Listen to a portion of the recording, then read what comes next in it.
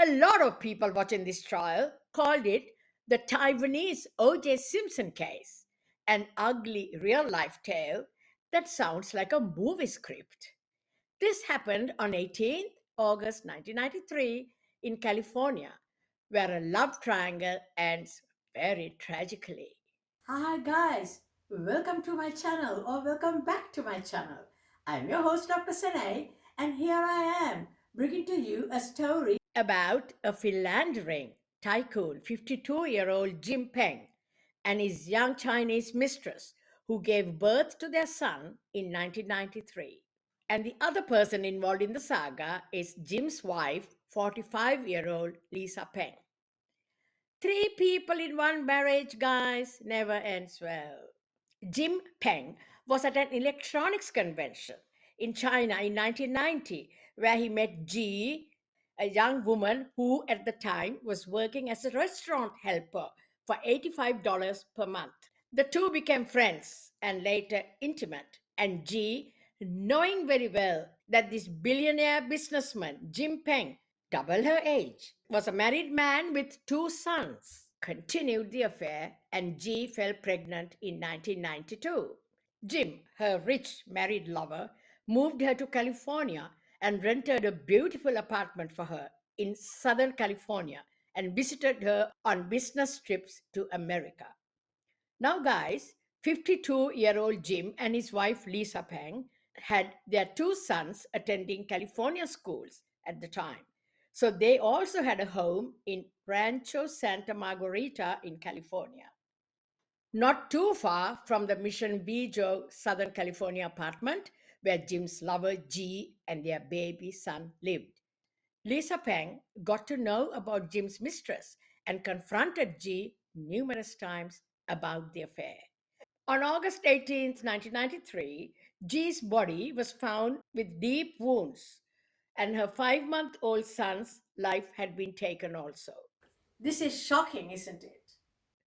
Guys, a double murder because a man's unfaithfulness, a young woman's inability to stay away from a married man, and a wife's inability to control her anger and her desire for revenge. What do you think about this? Lisa Peng, whose DNA was linked to a bite mark on G's arm through DNA testing, was arrested on 8th January 1994. The police arranged a conversation between Lisa and her husband in Chinese, but it was taped. In it, she is said to have owned up to taking the lives of G and the baby. G has been portrayed as a gold digger by the media. Many Chinese in the American community are supposed to be divided on whom to blame in this case, popularly known as the Peng case. Some blame Lisa Peng, the wife who took the life of the mistress. Some blame Jim, whose immoral conduct brought about this massive tragedy. And some blame the mistress who lost her life. Guys, it is so tragic, isn't it? That caught between adult misdemeanors was the 5 month old baby. I think he is the real victim here. And guys, amongst many opinions on whom to blame for this extremely sad story, the past president of the Irvine based South Coast Association of Chinese said that 59-year-old Jim is the villain here and that everyone should blame him. He says that Jim should not have brought his mistress to the US. He should have kept her in Taiwan or China and kept her safe. That is his opinion. I don't know, guys. How about he should not have been unfaithful to his wife? I read somewhere that Lisa Peng has been deported and no one knows where she is at the moment. She would be in her 70s now.